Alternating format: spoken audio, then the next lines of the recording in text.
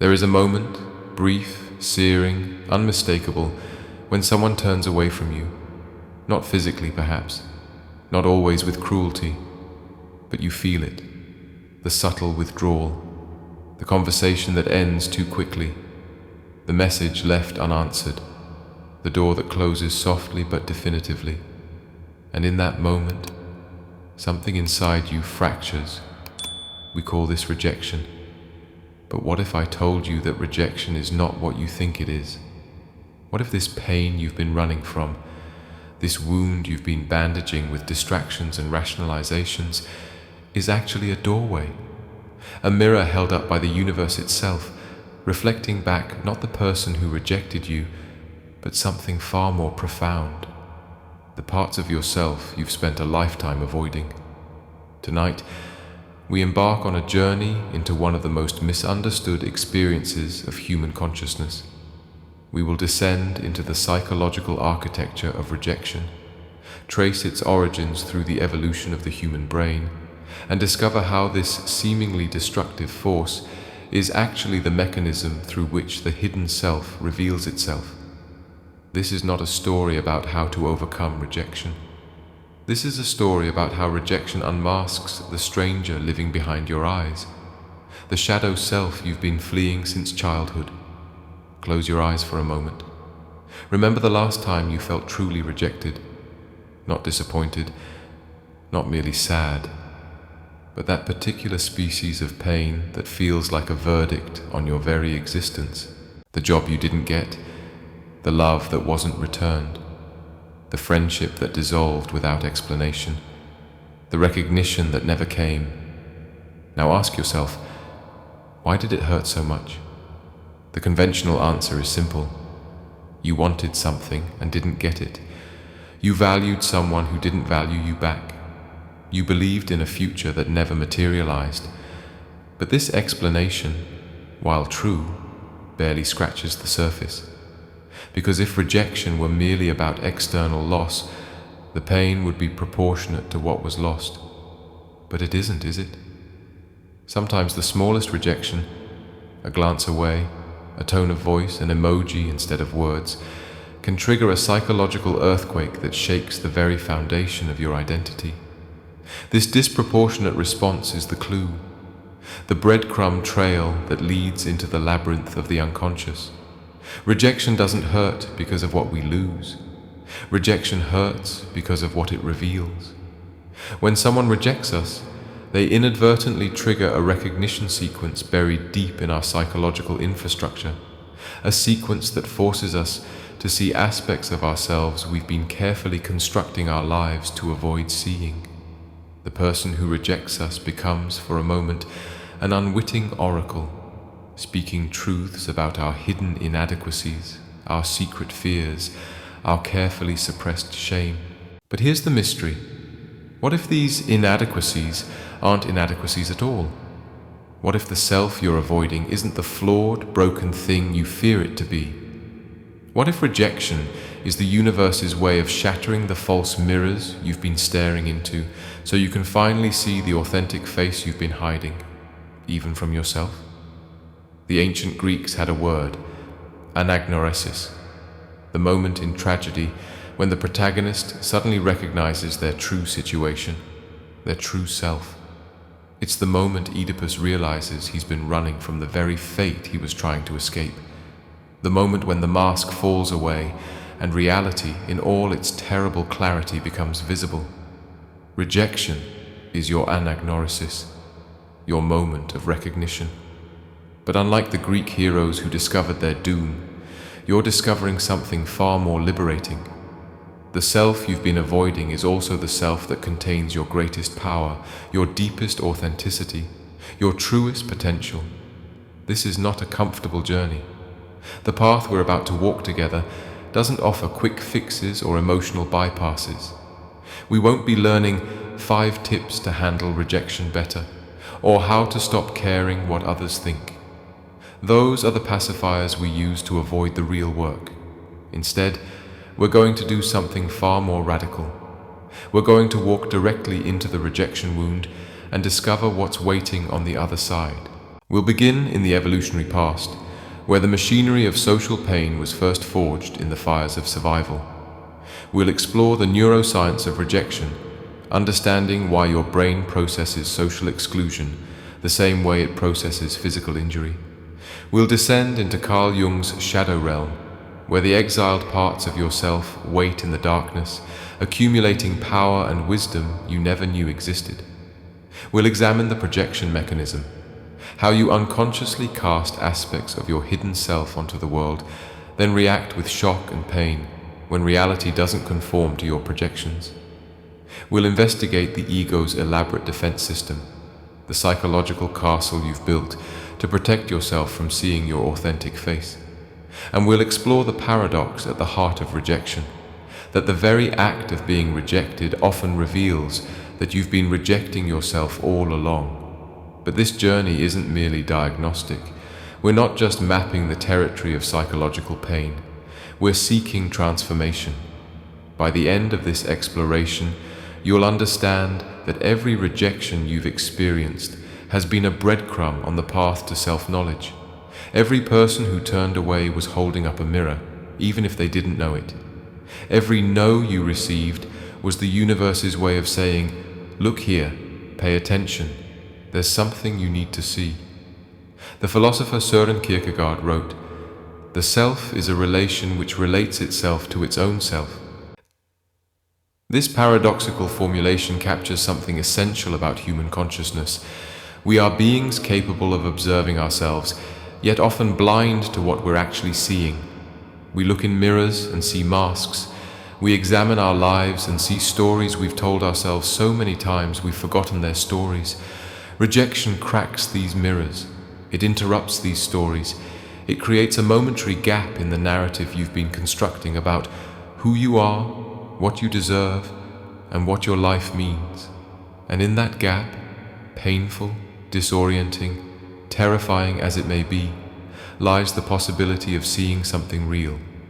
Tonight we're going to explore that gap. We're going to examine the space between the self you present to the world and the self you've hidden away, between the persona and the shadow, between the conscious mind and the unconscious depths, between who you think you are and who you actually might be. This is a story about mirrors and masks, about wounds and wisdom, about the psychological technology of transformation that's been hiding inside your pain all along. This is the story of how rejection, properly understood, becomes the most honest teacher you'll ever have, the oracle that speaks the truth about the self you've been avoiding, and in doing so, sets you free. Are you ready to look in the mirror? Let us begin. The evolutionary imperative. Before we were philosophers, before we were storytellers, before we even had language sophisticated enough to say, "I am," we were members of a tribe. And in that ancient context, rejection wasn't a psychological inconvenience. It was a death sentence. Picture the African savannah, 200,000 years ago. The early Homo sapiens still finding their place in a world of predators and scarcity. To be expelled from the tribe meant exposure to lions, starvation, vulnerability to hostile neighbors. The individual human body, weak and slow compared to the megafauna of the Pleistocene, survived only through cooperation, through belonging to a group. Natural selection, that blind but exquisitely efficient sculptor of consciousness, didn't reward the humans who took rejection lightly. It didn't pass on the genes of those who could shrug off exclusion with indifference. Instead, it favored the humans whose nervous systems were wired to experience social rejection as existential emergency, as a threat on par with physical injury. This is why rejection hurts, literally. Neuroscientist Naomi Eisenberger's groundbreaking research using fMRI scans revealed something extraordinary. When people experience social rejection, the same regions of the brain that process physical pain light up like a city at night. The dorsal anterior cingulate cortex and the anterior insula, areas associated with the distressing component of pain, become activated whether you're being physically hurt or socially excluded. Your brain doesn't distinguish between a broken bone and a broken heart. Evolution didn't have the luxury of creating separate systems for different types of threat. Social pain is physical pain, processed through the same ancient circuitry that kept your ancestors alive. But there's something even more profound happening here.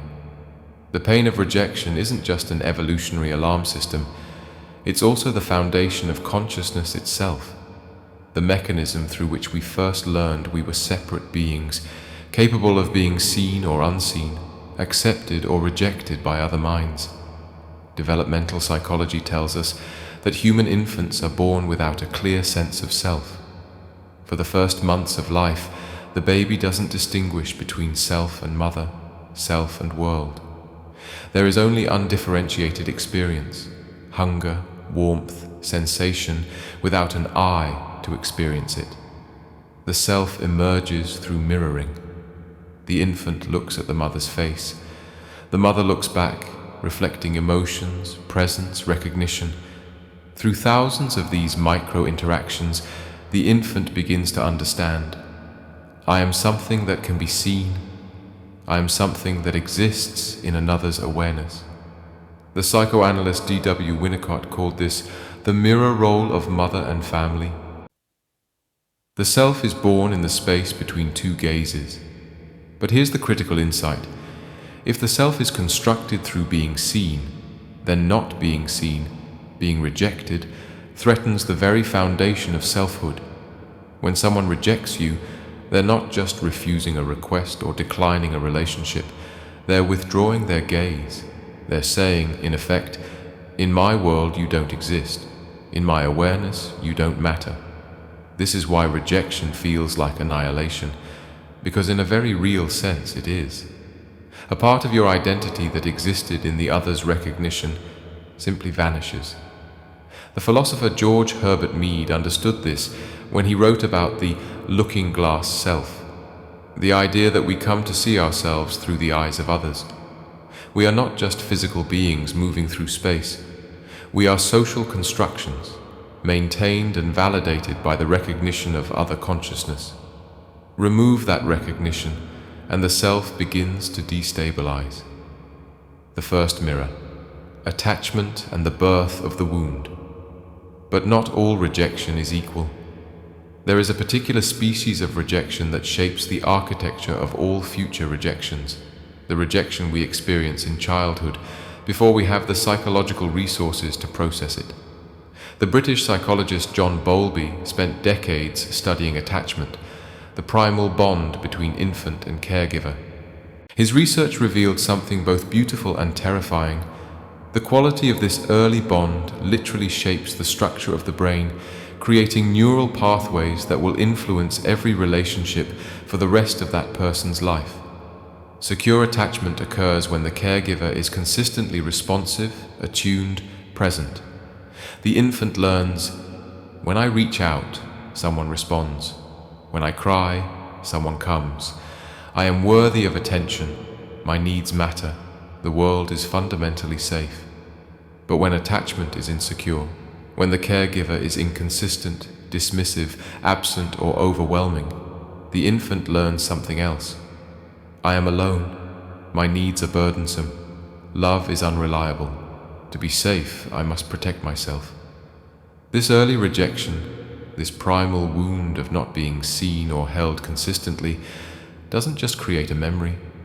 It creates a template, a psychological blueprint that the developing brain will use to interpret all future social interactions. The attachment researcher Mary Ainsworth called these internal working models, unconscious schemas that determine how we expect others to treat us, how we believe we deserve to be treated, and how we defend ourselves against anticipated rejection. Here's where it gets fascinating. These internal working models aren't just beliefs, they're predictions. The brain is a prediction machine, constantly generating expectations about what will happen next based on what happened before. If your early experiences taught your brain that love is conditional, unpredictable, or dangerous, then your neural networks will automatically generate predictions of rejection in ambiguous situations. Someone doesn't text back immediately. Your brain predicts abandonment. A colleague seems distant. Your brain predicts exclusion. A romantic partner needs space. Your brain predicts the end. These aren't rational thoughts. They're automatic neural responses, firing before conscious awareness even registers what's happening. This is the first way rejection reveals the self you've been avoiding. It illuminates your attachment wounds, the primordial injuries that shaped how you learned to be a person in relation to other persons. When you experience intense pain from a seemingly minor rejection, you're not just reacting to the present moment. You're experiencing the accumulated weight of every similar rejection stretching back to infancy, what psychotherapists call the original wound. The shadow self, what Jung knew about the exiled parts. But there's another dimension to this story, one that takes us deeper into the architecture of the hidden self. Carl Jung, that great cartographer of the unconscious, spent his life exploring what he called the shadow, the repository of all the aspects of ourselves we've deemed unacceptable and therefore repressed into the darkness of the unconscious mind. The shadow isn't just our bad qualities, though it includes those. The shadow is everything we couldn't allow ourselves to be in order to survive childhood, to be loved by our parents, to fit into our culture, to maintain our idealized self-image. It's the anger we weren't allowed to express, the neediness we had to hide, the ambition we had to suppress, the vulnerability we had to armor, the wildness we had to tame. But here's Jung's radical insight. The shadow doesn't disappear when we repress it. It accumulates in the unconscious, gaining power, becoming autonomous, waiting for opportunities to express itself. And one of its primary methods of expression is through projection, the psychological mechanism by which we unconsciously see our own hidden qualities in other people. This is where rejection becomes truly interesting as a mirror. When you're rejected, the rejection itself often triggers shadow material. The person rejecting you inadvertently activates qualities in yourself that you've been denying. Maybe they reject you for being too intense, and suddenly you're confronting the parts of yourself that you've always feared are too much, too hungry, too demanding. Maybe they reject you for being distant, and you're forced to face the ways you've protected yourself from intimacy. But the projection works in both directions. Sometimes you've unconsciously projected your own unacknowledged qualities onto the person who rejected you. You saw them as powerful, special, uniquely capable of validating you, but what you were really seeing was the power and specialness you've denied in yourself. The rejection shatters the projection. The person falls from the pedestal, and you're left with the uncomfortable realization: the qualities I was seeking in them are actually qualities I've been refusing to claim in myself. This is the second way rejection reveals the avoided self. It exposes your projections. It shows you what you've been unconsciously casting onto others instead of owning within yourself. The intense pain of rejection is often proportionate not to what you lost externally, but to the magnitude of the projection you're being forced to reclaim. The persona versus the authentic self. Jung also spoke about the persona, the social mask we wear to navigate the world. The persona isn't false exactly. It's more like a psychological technology, a mediating structure between the inner self and the outer world. You have your professional persona, your family persona, your romantic persona. Each one emphasizes certain qualities while concealing others. The problem arises when we become identified with the persona, when we forget it's a mask and start believing it's our true face. We construct elaborate personalities, the competent one, the nice one, the strong one, the independent one, and we invest enormous energy in maintaining these constructions. We choose relationships, careers, lifestyles that support the persona, that validate the story we're telling about who we are. And then rejection comes. Someone sees through the mask, or worse, they reject the mask itself, the very identity you've worked so hard to build. This is why rejection in areas where we've heavily invested in our persona can be so devastating. The successful entrepreneur who gets rejected by investors, the attractive person who gets rejected romantically, the helpful friend who gets rejected by the person they've been supporting.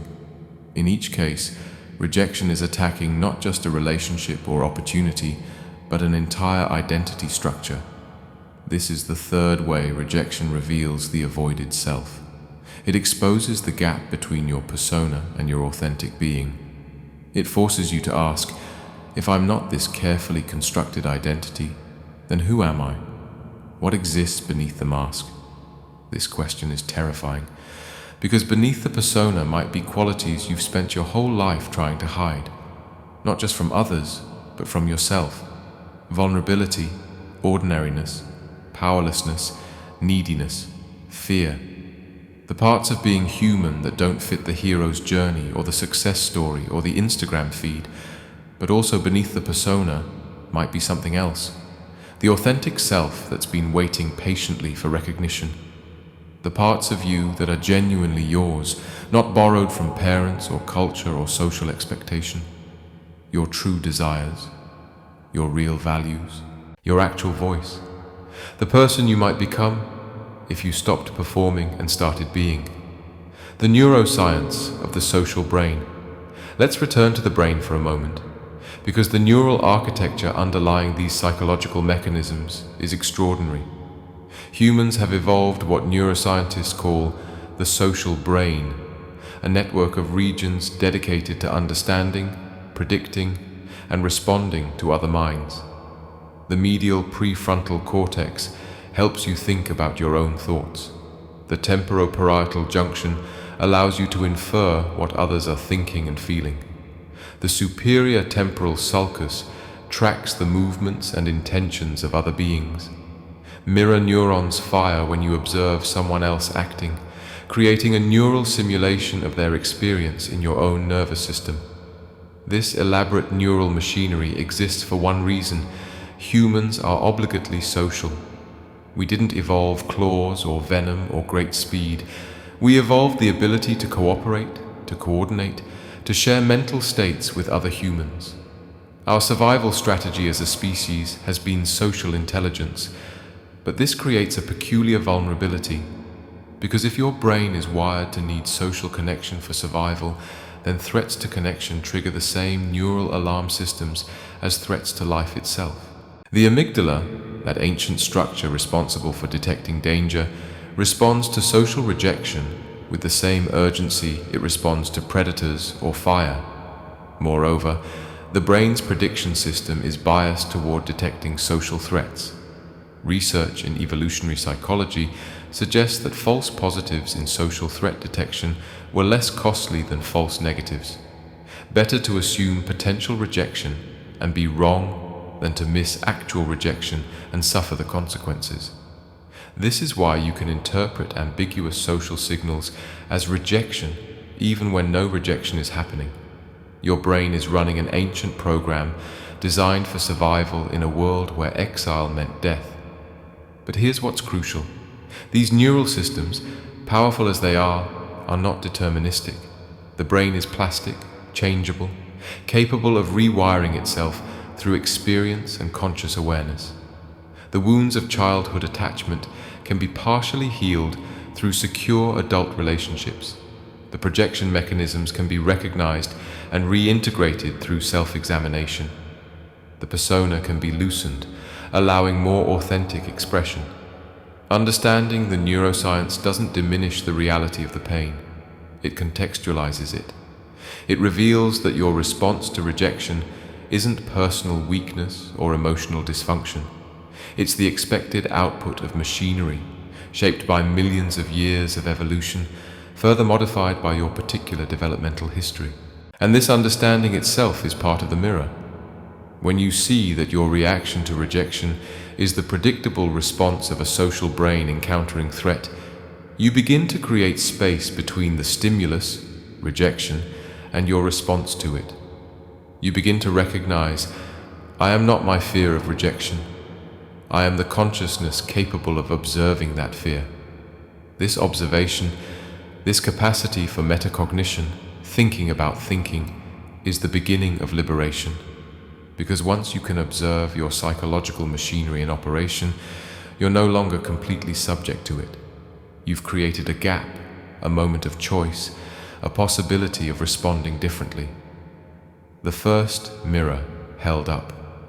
So now we understand the architecture.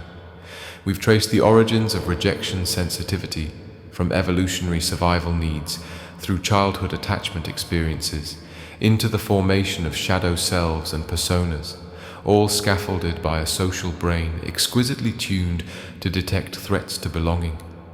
But knowing the architecture isn't the same as facing what the mirror reveals. Understanding why rejection hurts doesn't automatically show you what rejection is trying to tell you about yourself. For that, we need to descend deeper. We need to examine not just the mechanisms, but the content, the specific ways your particular consciousness has organized itself around avoiding certain truths. We need to explore the conflict, the crisis, the descent into the psychological underworld where the avoided self waits in the shadows. Because here's what we've discovered so far. Rejection doesn't happen to you. Rejection reveals you. It illuminates patterns you've been unconsciously repeating, wounds you've been unconsciously protecting, parts of yourself you've been unconsciously rejecting long before anyone else ever did. The question now becomes, what exactly are you avoiding? What is the self that hides behind the fear of rejection? And why has it been hiding? To answer these questions, we must now enter the second act of our journey, the descent into conflict, the confrontation with shadow, the crisis that forces recognition. The mirror is in place. The question is, are you ready to look? The paradox of self-rejection. Here is the central paradox, the knot at the heart of this mystery. You fear rejection by others, yet you've been rejecting yourself all along. Let that sink in for a moment.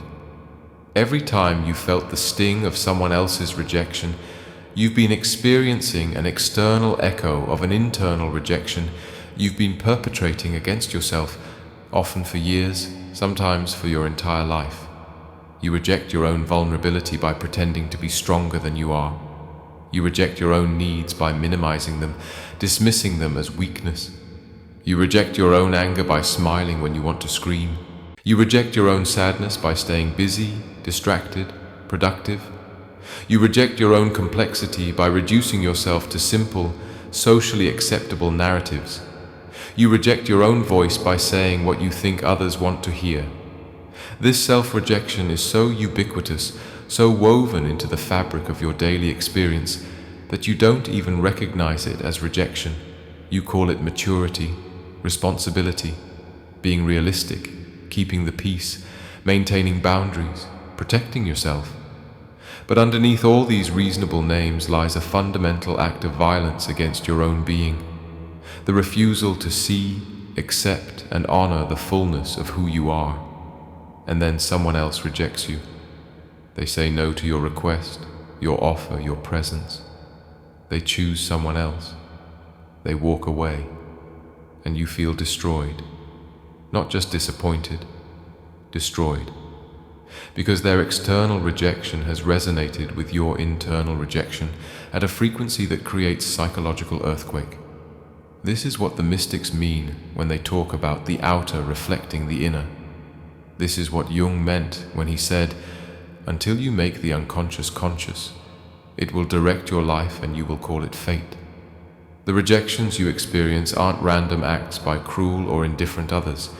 They're manifestations of a pattern you've been unconsciously creating, calls from your own psyche saying, look at what you're doing to yourself. Look at how you're refusing your own existence. This is the descent into conflict, recognizing that you are both victim and perpetrator, both the rejected and the rejecter, both the one who suffers and the one who creates the conditions for suffering. The architecture of self-abandonment. Let's examine how this self-rejection operates. How does a person learn to reject themselves? Where does this pattern begin? It begins, as most psychological patterns do, with adaptation. Children are exquisitely sensitive to the emotional environment of their caregivers. They learn quickly, unconsciously, automatically, which parts of themselves are welcomed and which parts create tension, distance, or punishment. You express anger, and your parent withdraws their love or attention. Your nervous system learns anger is dangerous, anger leads to abandonment. I must reject my own anger to maintain connection, and so you do. You push the anger down into the shadow where it waits in the darkness, accumulating pressure. You express need for attention, for comfort, for help, and you're told you're too demanding, too sensitive, too much. Your nervous system learns, my needs are burdensome. To be loved, I must need nothing. I must reject my own neediness. And so you do. You become independent, self-sufficient, never asking for help. You wear this as a badge of honor, not recognizing it as a wound. You express excitement, exuberance, joy, and you're told to calm down, be quiet, stop showing off. Your nervous system learns, my aliveness is overwhelming to others. I must reject my own vitality to be acceptable. And so you do. You become measured, controlled, appropriate. You forget what it feels like to be uninhibited. This is how the authentic self gets fractured, compartmentalized, exiled into the shadow, not through one dramatic trauma, but through thousands of micro-rejections that teach you which parts of yourself are safe to show and which must be hidden. You learn to reject yourself preemptively, to prune away the unacceptable parts before anyone else has a chance to reject them. The psychologist Alice Miller called this the drama of the gifted child, the way children develop a false self, a performance of who they need to be to maintain their caregiver's love, while the true self goes underground. But here's what's devastating. This adaptive strategy, necessary for survival in childhood, becomes a prison in adulthood. You continue rejecting yourself even when the original threat is gone. You continue performing the false self even when no one's asking you to. You've internalized the rejection, made it automatic, built your entire personality around avoiding the parts of yourself you learned were unacceptable. And then someone rejects you, and you experience it as a catastrophic confirmation of what you've always feared. The self you've been hiding really is unacceptable. The self you've been rejecting really does deserve rejection. But this is the distortion. This is the lie. Because what's actually happening is this. You've been presenting a false self to the world, the persona, the performance, the acceptable version. And when that gets rejected, you interpret it as rejection of your true self. But your true self hasn't even been in the room. Your true self has been locked away in the shadow, rejected by you before anyone else even had a chance to see it. The hunger of the unloved parts. The parts of yourself you've rejected don't disappear. They wait, they watch, they hunger. In Jungian psychology, this is called the shadow complex. Aspects of the psyche that have split off from conscious awareness and developed a kind of autonomous existence in the unconscious. These rejected parts carry emotional charge, accumulated energy, unfulfilled potential, and they influence your behavior in ways you don't recognize because they're operating below the threshold of awareness. The anger you rejected becomes passive aggression or sudden explosive outbursts, or a mysterious tendency to sabotage your own success. The neediness you rejected becomes anxious attachment or codependency, or a compulsive drive to prove you don't need anyone. The sadness you rejected becomes chronic low-grade depression or emotional numbness or addiction to distraction. The power you rejected becomes either submission to others or unconscious manipulation. But here's what's crucial. These shadow parts aren't trying to destroy you. They're trying to be integrated. They're trying to return to consciousness. They're trying to be seen, acknowledged, accepted back into the wholeness of your being. And one of the primary methods the shadow uses to seek integration is through projection, casting these rejected qualities onto other people so you can encounter them externally instead of internally. You meet someone and feel an immediate, powerful attraction. Why? Often because they're carrying qualities you've rejected in yourself. The free spirit attracts the over-controlled person because they're projecting their own rejected spontaneity. The powerful leader attracts the submissive person because they're projecting their own rejected authority. The emotionally vulnerable person attracts the defended person because they're projecting their own rejected sensitivity. At first, this projection feels magical. This other person seems to complete you, to have what you lack, to be everything you secretly wish you could be. The attraction isn't just romantic or social, it's psychological. You're drawn to them because being near them allows you to experience your own rejected parts vicariously at a safe distance without having to claim them as your own. But here's where rejection becomes inevitable, because eventually the projection fails. The person reveals that they're not the idealized repository of your rejected qualities. They're just a flawed human being. Or they reject you, refusing to carry your projection any longer. Or they become a mirror in which you suddenly see not their qualities but your own, and the sight is unbearable. When this happens, when the projection collapses and rejection occurs, you experience profound pain. But the pain isn't really about losing the other person. The pain is about being forced to confront the parts of yourself you've been rejecting all along. The free spirit who rejects you isn't really rejecting you. They're reflecting back your own rejection of your spontaneity. The powerful person who rejects you isn't really rejecting you.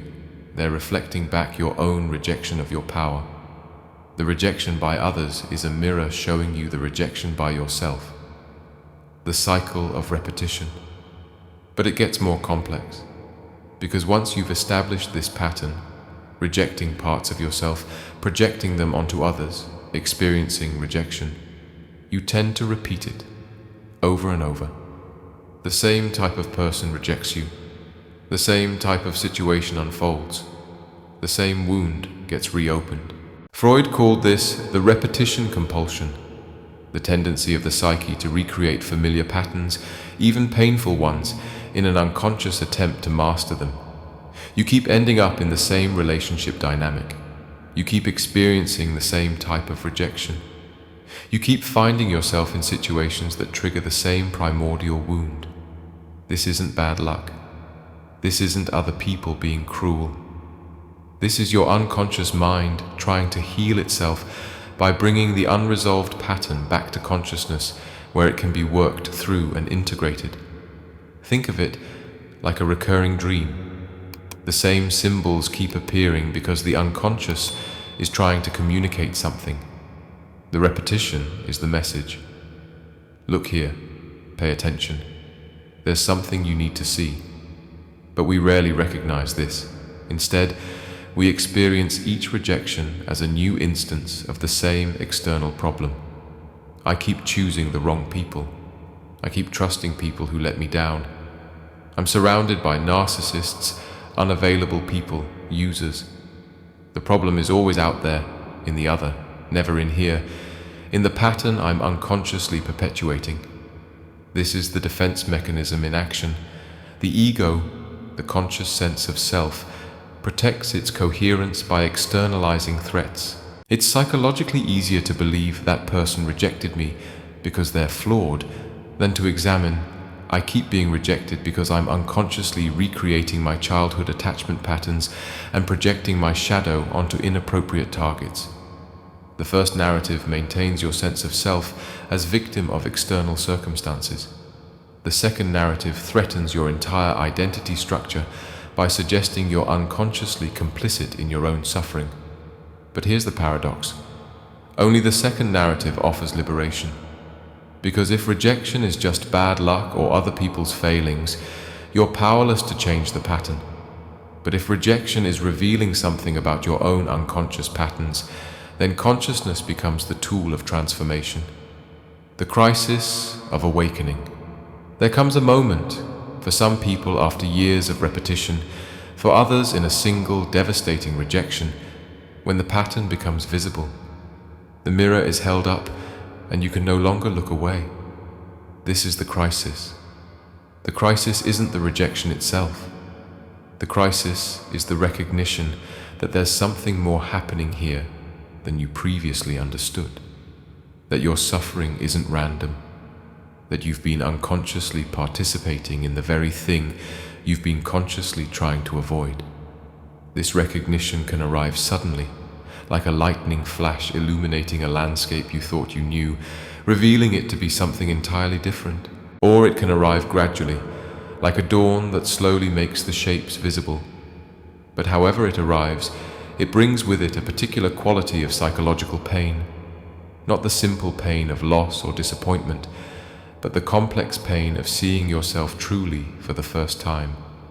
Søren Kierkegaard called this despair, but not despair in the colloquial sense of hopelessness, rather despair as the sickness of the self, the condition of not being oneself, the suffering that comes from living inauthentically.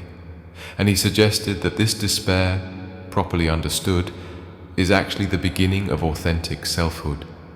Because you can't become yourself until you recognize how you're currently not yourself. The crisis of awakening is the moment when you recognize the gap between who you've been pretending to be and who you actually are, the gap between the persona you present and the shadow you hide, the gap between the self you consciously believe yourself to be and the self your unconscious behavior reveals. And in that gap, in that terrible space of recognition, the question emerges, who am I actually? Without the performances, without the defenses, without the carefully constructed narratives I've been telling myself and others, who am I? This question is terrifying because the answer requires dismantling everything you've built. It requires examining the attachment wounds you've been protecting.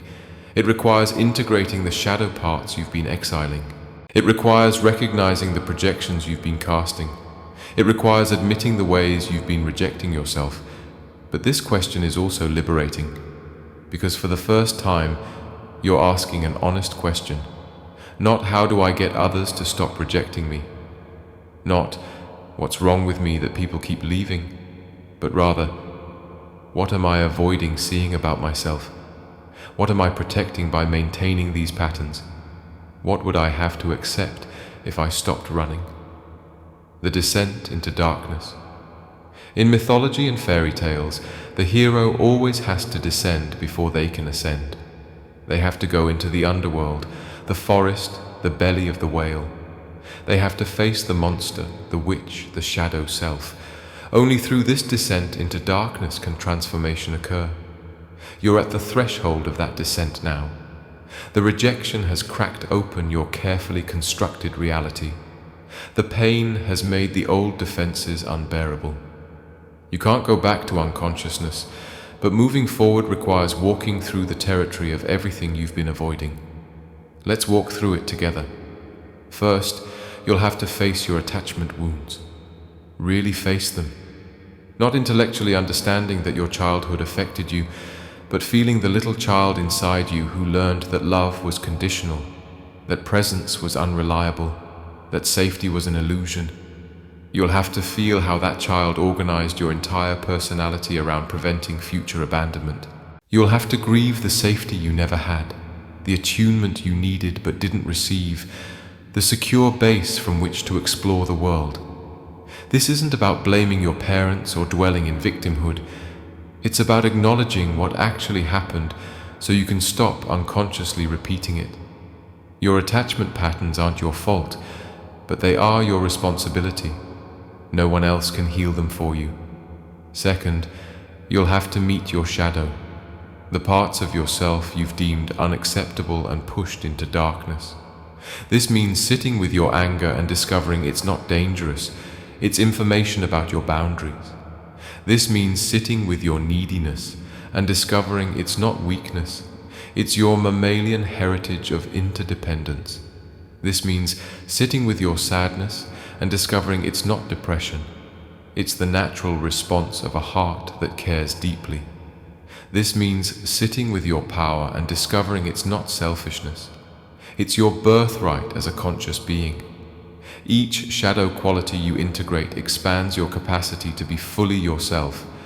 Each rejected part you welcome home increases your psychological wholeness. But the process requires courage because it means admitting the qualities I've been judging in others are actually qualities I've been rejecting in myself. The flaws I've been criticizing are mirrors of my own refused humanity.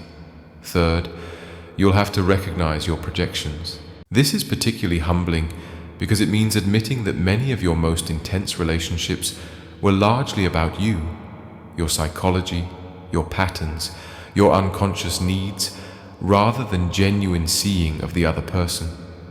The person you idealized and then felt destroyed by when they rejected you. They were never who you thought they were. You made them into a screen for your projection. Their rejection was partly their refusal to continue being your screen.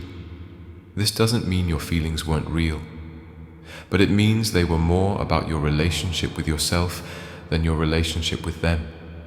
And recognizing this is the first step toward having actual relationships. Encounters between two real people rather than between two sets of projections. Fourth, you'll have to dismantle your persona. Layer by layer, mask by mask, you'll have to examine every aspect of your carefully constructed identity and ask, is this really me? Or is this what I learned I needed to be? The confidence, is it authentic strength or compensation for hidden insecurity? The independence, is it genuine preference or defense against vulnerability? The niceness, is it true kindness or compulsive people-pleasing? This dismantling can feel like dying because in a sense, it is. The ego experiences any threat to its constructed identity as existential threat. The false self fights to maintain itself. It will create elaborate rationalizations for why you should stay the same, why change is dangerous, why the old pattern served you well. But underneath the false self, underneath the persona, underneath all the adaptive strategies and defensive structures, something else is waiting. Not a new, better false self, but simply what's actually there, your authentic being, prior to all the adaptations. The dark night. The mystics called it the dark night of the soul, that stage of spiritual development where all the old certainties have crumbled, but the new understanding hasn't yet emerged. You're in the between space, the liminal zone, the psychological wilderness where the old maps don't work and the new territory is unmapped. This is where many people turn back. The fear becomes too great, the discomfort too intense. They return to the known suffering rather than face the unknown possibility. They find new relationships that recreate the old patterns. They construct new defenses to replace the ones that crumbled. They go back to sleep, choosing unconsciousness over the pain of awakening. But you don't have to turn back, because here's what's crucial. The pain you're feeling isn't the pain of something breaking. It's the pain of something healing. It's not the pain of rejection revealing your inadequacy. It's the pain of rejection revealing the gap between your false self and your true self, and that gap is the birthplace of transformation. Every time you've been rejected, a part of your false self has cracked. Every time the persona has failed to protect you, you've had an opportunity to peek beneath it. Every time the projection has collapsed, you've had a chance to reclaim what you've been casting onto others. Every time the attachment wound has been triggered, you've had an invitation to finally heal it. The rejections aren't happening to you. They're happening for you. They're the universe's way, or your unconscious mind's way, or evolution's way, however you prefer to frame it, of forcing you to see what you've been avoiding. They're breadcrumbs on the path to wholeness. But you have to walk the path. You have to do the work of integration. You have to be willing to sit in the darkness until your eyes adjust and you can see what's actually there. This is the conflict, the crisis, the descent. This is the hard middle of the transformation, where everything familiar has fallen away, but nothing new has yet taken its place. This is the crucible where the false self burns away and the true self emerges. And here's the promise. On the other side of this darkness lies something you've never experienced before. Not happiness exactly, not the absence of pain, but something more fundamental: authenticity, the capacity to be yourself fully, without apology, without performance, without the constant exhausting effort of maintaining false fronts, the capacity to finally say yes to the self you've been rejecting. But first, we have to complete the descent. We have to go all the way down into the darkness, into the depths, into the place where the avoided self waits. Are you still with me? Can you feel the terror and the promise both? Then let's continue. The awakening awaits. The alchemical transformation. There's an ancient image in alchemy, that medieval precursor to chemistry, that was really a psychological system in disguise. The alchemists spoke of the opus, the great work, as a process of transformation in which base material is broken down, purified, and reformed into gold. The stages they described, nigredo, blackening, albedo, whitening, rubedo, reddening, were really describing stages of psychological transformation. The nigredo, the blackening, is the descent we've just undertaken, the breakdown of the old self, the confrontation with shadow, the dark night where everything falls apart. It's painful, disorienting, necessary. Without the nigredo, no transformation occurs. The false self just continues, slightly modified, but fundamentally unchanged. But after the blackening comes something else: the albedo, the whitening, the purification. This is where we are now. This is the awakening. You've descended into the darkness. You've faced the attachment wounds, met the shadow, recognized the projections, seen through the persona. You've sat with the parts of yourself you've been rejecting, and something extraordinary has begun to happen. Those parts have started to lose their terrifying quality. The anger you feared is just energy. The neediness you condemned is just longing for connection. The sadness you avoided is just the heart's response to loss. The power you denied is just your birthright as a conscious being. What you've been avoiding wasn't monsters. It was just yourself. The fullness of your humanity. The aspects of being human that every human experiences, but that you, for your particular reasons shaped by your particular history, learn to push away. And now, having finally looked at them directly, something shifts. The exiled parts begin their return, not as invaders or threats, but as prodigal children finally coming home. The integration of shadow Jung spent decades teaching people how to integrate the shadow, and his essential insight was this: you can't get rid of the shadow by fighting it. You can't transcend it by spiritual bypassing. You can't suppress it more effectively than you already have. The only path to freedom is through integration, making the unconscious conscious, bringing the exiled parts back into awareness and acceptance. Integration doesn't mean acting out every shadow impulse. The angry part of you that's been in shadow doesn't need to rage at everyone. The neediness doesn't need to become codependence. Integration means acknowledging these parts exist, understanding their origin and purpose, and learning to express them consciously and appropriately. Your anger, when integrated, becomes your capacity for healthy boundaries, for standing up for yourself and others, for saying no to what diminishes you. Your neediness, when integrated, becomes your capacity for genuine intimacy, for asking for help, for allowing yourself to be supported. Your sadness, when integrated, becomes your capacity for depth, empathy, authentic response to life's losses. Your power, when integrated, becomes your capacity for leadership, for creative action, for changing what needs changing. Each shadow quality, when welcomed back and understood, reveals itself to be not a flaw, but a gift that's been unopened. The shame you felt about these aspects of yourself dissolves because you recognize these aren't aberrations. These are human. These are real. These are part of the full spectrum of consciousness. And here's what's remarkable. As you integrate your shadow, your capacity for genuine relationship expands exponentially because you're no longer projecting. You're no longer seeking others to carry the parts of yourself you can't accept. You're no longer drawn to people based on unconscious patterns. You're meeting them as they actually are, whole people encountering another whole person, rather than as roles in your psychological drama. This means rejection changes its meaning. When someone doesn't choose you, you can see it clearly. They're making a choice based on compatibility, on their own needs and desires, on circumstantial factors. You're not automatically interpreting it as confirmation of your deepest fears, because those fears have been examined, understood, and integrated.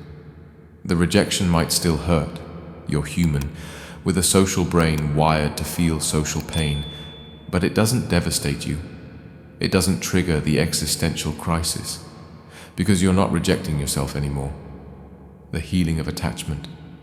But what about those primordial wounds? Those early attachment injuries that shaped your nervous system, that created the prediction templates your brain still runs automatically? Here's the beautiful and difficult truth. You can't go back and fix childhood. Your parents can't undo what happened or didn't happen. Time doesn't flow backward. The original wound remains in your history. But you can create new experiences that slowly, gradually rewire the prediction system. This is where the brain's plasticity becomes your ally. Through conscious relationships with friends, partners, therapists, communities, you can give your nervous system experiences of secure attachment, of consistent attunement, of reliable presence. And over time, these new experiences begin to modify the old templates. The brain is always computing probabilities based on experience. If your early experience taught you that love is unreliable, your brain predicts unreliability. But if you have enough counter experiences, times when you reach out and someone responds, times when you're vulnerable and someone stays, times when you need something and it's provided, the probabilities shift. Your brain begins to generate new predictions. Sometimes love is reliable, sometimes presence is consistent, sometimes I am worthy of care. This doesn't happen overnight. The early templates are deeply carved into the neural architecture. But with time, patience, and the courage to risk new kinds of connection, healing becomes possible. And crucially, this healing doesn't require the specific people who wounded you to come back and repair what they broke. The therapeutic principle here is that the human nervous system responds to relational experience, period. It doesn't require the original perpetrator to become the healer. New relationships, new experiences of being truly seen and accepted can provide the corrective emotional experience that begins the rewiring. But here's what's essential. You have to allow it. You have to be willing to be vulnerable again, to risk connection again, to give your nervous system the opportunity to learn something different.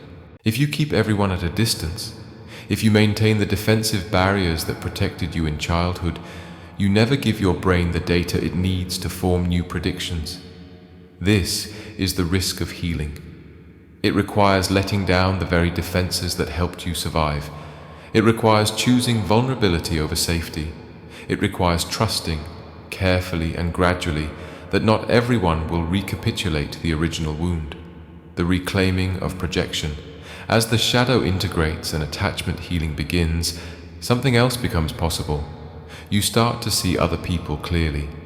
When you're locked in projection, you're essentially blind to the actual person in front of you. You're seeing your hopes, your fears, your rejected qualities, your idealized images.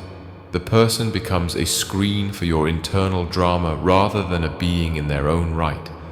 But as you reclaim your projections, as you own your power instead of seeing it only in powerful others, as you own your vulnerability instead of seeing it only in vulnerable others, as you own your worth instead of seeking it in others' validation, your perception clears. You begin to see people's actual complexity. Their flaws aren't devastating because you're not depending on them to be perfect. Their gifts aren't intoxicating because you're not empty of your own. They're just people, with their own histories and patterns and struggles and strengths, navigating their own psychological territories. This clear seeing is one of the hallmarks of psychological maturity. You're no longer falling in love with projections. You're no longer devastated when projections collapse. You're engaging with reality, messy, imperfect, actual reality, and finding it far more interesting than the fantasies your unconscious was constructing. And paradoxically, this clear seeing makes genuine love possible. Because love, real love, requires seeing, not projecting, not idealizing, not needing the other to complete you, but actually perceiving another consciousness in all its particularity and choosing to engage with it, support it, care for it. The philosopher Martin Buber distinguished between I-it relationships, where the other is treated as an object, a means to an end, and I-thou relationships, where the other is encountered as a subject, a being with their own inner life and inherent worth. Projection creates I-it relationships. Integration enables I-thou, the emergence of authentic self. So now, after the descent, after the integration, after the healing, who are you? This is the question that began the journey, the question that rejection forced you to confront. And now, having done the work, you discover something extraordinary. You don't have to construct an answer. The answer simply emerges. Your authentic self isn't something you create or decide upon. It's what's left when you stop performing, stop defending, stop projecting, stop maintaining the false constructions. It's what naturally expresses itself when the mechanisms of self-rejection are dismantled. You discover your actual values, not the ones you inherited from parents or absorbed from culture, but the ones that genuinely resonate with your being. You discover your actual desires, not the ones you think you should have, but the ones that arise from your authentic nature. You discover your actual voice, not the one that's calibrated for maximum acceptability, but the one that speaks your truth. This doesn't mean you become someone radically different. The authentic self isn't a hidden Superman waiting to emerge. It's more like you become more yourself. The quirks and qualities that were always there, but that you kept minimized or hidden, begin to express more freely. The natural way you move through the world, unencumbered by defensive maneuvering, becomes visible. Some people describe this as coming home to themselves. After years of wandering in exile, performing roles and maintaining masks, they finally arrive at a place of internal congruence. What they feel, what they think, what they say, and what they do begin to align. The internal fragmentation heals. The warring parts integrate into a more coherent whole. And here's what's crucial. This authentic self isn't fixed or final. It's not another role to play or identity to maintain. It's more like a process, a way of being that's responsive and alive. As you move through life, new aspects emerge. New complexities reveal themselves. The self continues to unfold, but now from a place of authenticity rather than defense. The transformation of rejection. And what about rejection? How does it operate now after all this work? Rejection still happens. You're still a human with a social brain, still living in a world of other humans who make their own choices. You'll still experience situations where someone doesn't choose you, doesn't reciprocate your interest, doesn't value what you offer. But the experience transforms. Because rejection is no longer threatening your fundamental sense of self. You're not rejecting yourself, so others' rejection doesn't have the same devastating resonance. It's disappointing, sure. Sometimes it's painful, but it's not existential. More importantly, you can start to see rejection clearly, what it is and what it isn't. Sometimes rejection is just incompatibility. Two people or a person and a situation don't fit well together. This isn't a verdict on anyone's worth. It's just the reality of diversity. Not every job suits every person. Not every friendship works. Not every romantic possibility has chemistry. Rejection, in this light, is just information. This particular configuration doesn't work. Sometimes rejection is about the other person's patterns, wounds, and limitations, not yours. They're acting from their own attachment history, their own defensive structures, their own projections.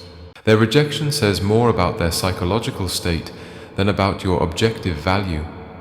You can have compassion for this without taking it personally. Sometimes rejection is protection. The relationship that didn't work out would have been wrong for you. The job you didn't get would have made you miserable. The rejection, from a larger perspective, was the universe, or your unconscious wisdom, steering you away from a path that wouldn't serve your authentic development. And sometimes, not always, but sometimes, rejection is valuable feedback. Not feedback about your worth as a human, but feedback about specific behaviors or patterns that might benefit from examination. Maybe you're still carrying remnants of old patterns. Maybe there's more shadow work to do. Maybe the persona hasn't fully dissolved. The rejection can be an invitation to look deeper, to continue the work of integration and authenticity. But even this kind of feedback lands differently now. It's not confirmation of your deepest fears. It's information you can use or not use as seems wise. You're responding from a place of groundedness rather than reactivity. The transformation, then, isn't that rejection stops hurting. It's that rejection stops defining you. It becomes one experience among many rather than the central terror organizing your entire psychology. You can be rejected and remain yourself. You can lose and not shatter. You can be not chosen and still know your value. This is freedom. The vision of interdependence. But there's one more dimension to explore, one more level of the awakening. As you've integrated your shadow, healed your attachment wounds, and claimed your authentic self, something else has been happening. Your relationship to others has been fundamentally reconstructed. Earlier in your development, before the work of integration, you were oscillating between two dysfunctional extremes. Either you were overly dependent, needing others to complete you, to validate you, to carry your projections, or you were overly independent, defending against connection, maintaining isolation, refusing vulnerability. But now, something different becomes possible. Genuine interdependence. Interdependence means recognizing that you're both complete in yourself and inherently connected to others. You don't need others to complete you. You're already whole. But you also don't need to be isolated to maintain your integrity. Connection doesn't diminish you. It enriches you. This is the mature form of human relationship that attachment theory points toward, secure attachment in adulthood. You can be close without losing yourself. You can be separate without cutting yourself off. You can depend on others without becoming dependent. You can offer support without becoming codependent. And from this place of interdependence, rejection loses even more of its sting, because you're not clinging to any particular person or relationship as the source of your wholeness. You're engaging with people because you genuinely enjoy the engagement, not because you need them to fill an internal void. This doesn't mean relationships become unimportant. If anything, they become more important, but in a different way. Instead of relationships being about meeting needs or fixing wounds or maintaining your sense of self, they become about mutual exploration, about two whole people choosing to share parts of their journey, about co-creating something that neither could create alone. And when these relationships end, through rejection or natural completion or circumstance, there's grief, certainly. Loss is real, but there's not the existential collapse. because your selfhood isn't dependent on any particular relationship. You carry your wholeness with you. This is what the mystics and philosophers have been pointing toward with concepts like enlightenment or self-actualization or individuation. Not some impossible state of perfection where you transcend humanity, but a grounded condition of being fully yourself, accepting the full spectrum of human experience and engaging authentically with the world and others. The mirror faced. So we return to where we began, the mirror. Rejection as mirror. His question was, what does rejection reveal about the self you've been avoiding? And now we have the answer, or at least your particular answer that's emerged through this journey. Rejection reveals that you've been avoiding your own fullness, your complexity, your shadow, your wounds, your needs, your power, your authentic voice, your capacity for genuine connection, your inherent worth that exists independent of others' validation.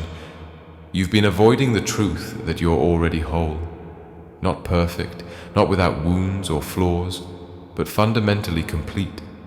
You've been avoiding the reality that love and acceptance from others, while beautiful and enriching, aren't necessary for your existence or value. You've been avoiding the recognition that you're the one who's been rejecting yourself all along, but you're not avoiding anymore. You've looked in the mirror. You've seen what was hidden in shadow. You've integrated what was exiled. You've healed what was wounded. You've claimed what was projected. You've discovered what was always there beneath the false constructions. This is the awakening. Not a one-time event, but an ongoing process. A way of living that's more conscious, more authentic, more whole. A continuous practice of recognizing when old patterns resurface, when the defensive self tries to reassert itself, when projection begins to cloud your vision, and gently, persistently returning to clarity. The evolution of consciousness. But let's expand the lens one more time. Let's connect this personal journey to something larger, the evolution of human consciousness itself. What we've been exploring isn't just individual psychology, it's the frontier of human development. Because as a species, we're at a threshold. We're becoming collectively aware of the mechanisms that have been running us unconsciously. Psychology, neuroscience, contemplative practice, psychedelics, technology. All these developments are making visible the previously invisible structures of consciousness. For most of human history, people lived identified with their personas, unconscious of their shadows, acting out their attachment patterns, projecting their inner worlds onto outer reality, never questioning the mechanisms of consciousness itself. This was the necessary condition of development. You can't examine what you're completely identified with. But now, something's shifting. More and more people are becoming aware of the machinery. They're recognizing projection, understanding attachment theory, exploring their shadows, questioning their personas. The unconscious is becoming conscious on a collective scale. And this shift has profound implications. Because when enough individuals do the work of integration we've been discussing, when enough people stop rejecting themselves and therefore stop unconsciously creating the conditions for rejection, the whole social field changes. Imagine a world where most people have integrated their shadows instead of projecting them, where healthy attachment is the norm instead of the exception, where personas are recognized as useful tools rather than rigid identities, where rejection is understood as information rather than existential threat. This isn't utopia. Conflict and pain wouldn't disappear. But it would be a world of much greater authenticity, much less unconscious harm, much more genuine connection. It would be an evolution of consciousness, from identification with the false self to grounding in the authentic self, from unconscious reactivity to conscious response.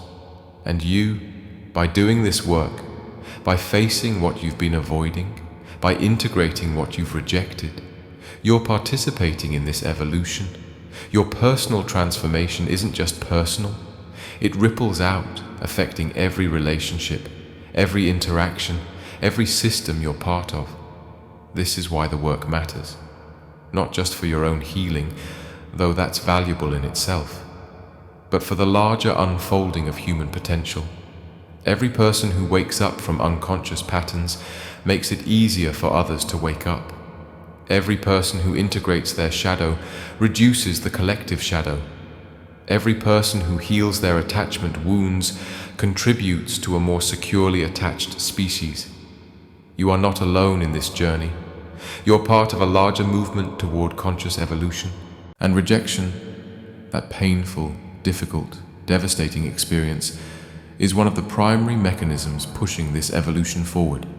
It forces recognition. It breaks down false structures. It demands that we finally look at what we've been avoiding. The mirror is a gift, even when it shows us what we don't want to see, especially then. We began this journey with a question: what does rejection reveal about the self you've been avoiding? And now, having descended into the origins of rejection, confronted its mechanisms, and discovered the path of integration, we understand. Rejection reveals everything. It reveals your attachment wounds, your shadow projections, your personas and defenses, your patterns of self-rejection. But most importantly, it reveals the authentic self that's been waiting, patient and persistent, beneath all the adaptive strategies and false constructions. Every rejection you've ever experienced has been a breadcrumb on the path home to yourself. Every no has been an invitation to look deeper. Every door that closed has been a window opening onto your own interior landscape. The pain was real, the suffering was genuine, but it was never meaningless. It was the mechanism through which consciousness evolves, through which the unconscious becomes conscious, through which the exiled self returns to wholeness. Think back to the rejections that brought you to this exploration. Can you see them differently now? Can you recognize what they were showing you? The relationship that ended revealed patterns you needed to see. The job you didn't get pointed you away from a path that wasn't yours. The person who didn't choose you freed you from a projection that was blocking genuine connection. This doesn't mean the rejection wasn't painful. This doesn't mean the loss wasn't real. But it means there was intelligence in it, wisdom in it, a kind of fierce grace that was serving your evolution even as it broke your heart. And what now? Now you have a choice. You can return to the old patterns, reconstituting the defensive structures, rebuilding the false self, continuing to reject yourself, or you can stay awake. You can continue the work of integration, the practice of authenticity, the journey toward wholeness. This isn't a choice you make once. It's a choice you make continuously, moment by moment, situation by situation. When someone rejects you again, and they will, because you're human and living in the world, you can feel the old panic rising and ask, what is this revealing? What am I being shown? What part of myself needs attention, acceptance, integration? When you notice yourself rejecting parts of yourself, judging your anger, dismissing your needs, armoring your vulnerability, you can pause and choose differently. You can welcome the rejected parts home. You can practice the radical act of self-acceptance. When you find yourself projecting onto others, idealizing, romanticizing, expecting them to complete you, you can recognize it and reclaim your projections. You can see people clearly and choose connection based on reality rather than fantasy. This is the practice. This is the work. Not once and done, but ongoing. A continuous spiral of seeing, recognizing, integrating, evolving. Each cycle taking you deeper into authenticity, further into wholeness. And as you do this work, you'll notice something. The quality of your relationships transforms. Because you're no longer seeking completion from others, you attract and are attracted to people who are also on the path of integration. You engage in relationships of genuine mutuality rather than unconscious need. You experience intimacy that's based on two whole people choosing connection rather than two incomplete people clinging to each other. You'll notice that rejection, while still sometimes painful, no longer devastates you. You can hear no without hearing you're worthless. You can experience loss without experiencing annihilation. You can be not chosen and still know yourself as whole. You'll notice that your creativity expands because so much energy is no longer tied up in maintaining defenses and managing projections. The energy that was spent on self-rejection becomes available for self-expression. The parts of yourself that were hidden in shadow emerge as sources of power and insight. You'll notice that life becomes more vivid, more textured, more real, because you're experiencing it directly rather than through the filter of defensive patterns. You're present to what actually is rather than constantly scanning for threats to your ego. This is what the mystics called liberation, not freedom from difficulty or pain or the challenges of being human, but freedom to be fully yourself within the human experience. Freedom to feel without being destroyed by feeling. Freedom to connect without losing yourself. Freedom to be rejected without rejecting yourself. The mirror of rejection has shown you the face you've been avoiding, and it turns out that face, your real face, is not the monster you feared. It's just you. Complex, flawed, wounded, powerful, vulnerable, authentic you. The you that's been waiting your whole life to be seen, to be accepted, to be allowed to exist fully. See yourself now. Accept yourself now. Welcome all the exiled parts home now. This is the moment. This is always the moment. The work of integration, of awakening, of becoming whole. It's available right now, in this present moment, if you choose it. The journey doesn't end. Consciousness continues to evolve, to deepen, to expand. There are always new layers to discover, new shadows to integrate, new dimensions of authenticity to explore. But you're no longer running. You're no longer avoiding. You're facing the mirror with courage and curiosity, willing to see whatever needs to be seen. And in that willingness lies everything.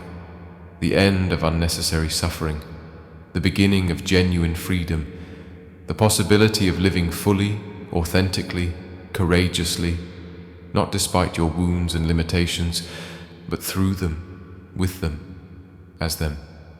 Rejection doesn't define you, it reveals you. And what it reveals is this: you are already whole, you always have been. The person you've been seeking in every relationship, every achievement, every external validation, that person is you. The completion you've been looking for outside yourself exists within. Turn toward yourself now. With the same compassion you've learned to extend to others, extend it to yourself.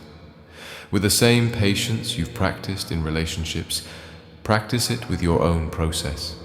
With the same forgiveness you've offered those who've rejected you, forgive yourself for the years you spent rejecting yourself. You are the journey and the destination, the seeker and the sought, the question and the answer, the mirror and the face reflected in it. And now that you've looked, now that you've seen, now that you know, what will you do with this knowledge? The mirror has been faced, the self has been revealed, the journey continues, but you're no longer avoiding, you're no longer running. You're walking forward, eyes open, heart available, presence engaged, into the full catastrophe and beauty of being consciously, authentically, courageously alive. This is the gift of rejection. It brought you home to yourself, and from here, everything becomes possible. Welcome home. For those seeking to explore these ideas further, consider investigating the works of Carl Jung on shadow integration, John Bowlby and Mary Ainsworth on attachment theory, Alice Miller on childhood adaptation, Bessel van der Kolk on trauma and the body, and Brené Brown on vulnerability and authenticity. The journey of consciousness is both ancient and ever new, and you're part of its unfolding. If this exploration has resonated with you, share it with someone who might need to hear it. Subscribe for more journeys into the hidden dimensions of consciousness. And remember, every moment offers the possibility of choosing authenticity over performance, integration over rejection, presence over avoidance. The mirror is always here, waiting, ready to show you the truth whenever you're ready to look. Until our next journey into the mysteries of mind, stay curious, stay courageous, stay conscious.